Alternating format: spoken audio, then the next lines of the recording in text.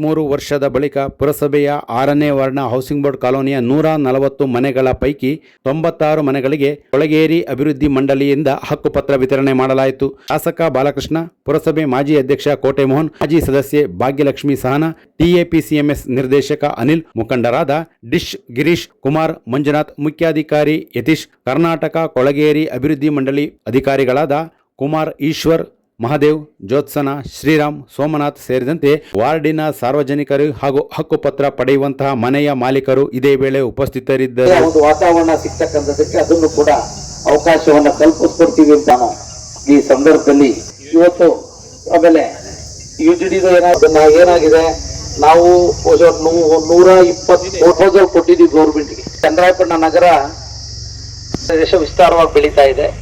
120 ಕೋಟಿ ಬೇಕು ಅಂತ ಸಂಬಂಧಪಟ್ಟಂತ ಇಲಾಖೆಗೆ ನಾವು DPR ಮಾಡಿದ್ವಿ. ಅದು ಬಂದ ಮೇಲೆ ಯಾವ ರೀತಿ ಕ್ರಮವನ್ನು ವಹಿಸಬೇಕು ಅಂತ ಮಾಜಿ ಪುರಸಭೆ ಸುರೇಶ್ ಬಂದಿದ್ದಾರೆ. ಅವ್ರಿಗೂ ಏನು ಬಹು ವರ್ಷಗಳ ಕನಸು ಇವತ್ತು ನನಸಾಗಿ ನಿಮ್ಗೆ ಪತ್ರಗಳನ್ನ 46 ಜನದ್ದು ಕೂಡ ಚಿಂತೆ ಮಾಡಿ ಅದನ್ನು ಕೂಡ ಜವಾಬ್ದಾರಿಯುತವಾಗಿ ಮಾಡಿ ಮಾಡಿ. ಯಾಕೆಂದ್ರೆ ಎಲ್ಲೋ ಕೊಟ್ಬಿಟ್ರೆ ನಾನು ಅಂಬೇಡ್ಕರ್ ಭವನ ಬೇಡ, ಮದೇವು ಇಲ್ಲೇ ಶಾಮಿಯಾನ ಹಾಕಪ್ಪ ಅಂತ ಎಲ್ಲಿ ಅಂತ ಗೊತ್ತಾಗುತ್ತೆ. ಕೆಲವರ ಮೇಲೆ ಕೊಟ್ಟಿಲ್ಲ ಅನ್ನೋದು ಆಗ್ಬಾರ್ದು ಅನ್ನೋದು ಒಂದು ಇದಕ್ಕೆ ಫ್ರೇಮ್ ಹಾಕೊಂಡು ಜೆರಾಕ್ಸ್ ಕೂಡ ಇಟ್ಕೊಳ್ಳಿ.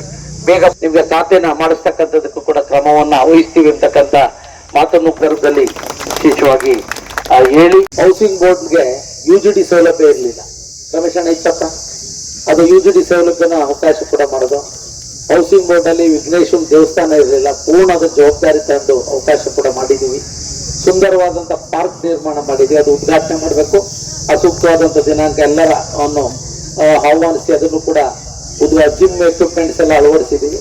ಈ ಭಾಗದ ಮಕ್ಕಳಿಗೆ ಸ್ತ್ರೀಯರಿಗೆ ಅನುಕೂಲ ಆಗಬೇಕು ಅನ್ನೋ ದೃಷ್ಟಿಯಲ್ಲಿ ಇವತ್ತು 96 ಜನ ಫಲಾನುಭವಿಗಳಿಗೆ ಹಕ್ಕುಪತ್ರವನ್ನು ವಿತರಣೆ ಮಾಡ್ತಾ ಇದ್ದೇವೆ.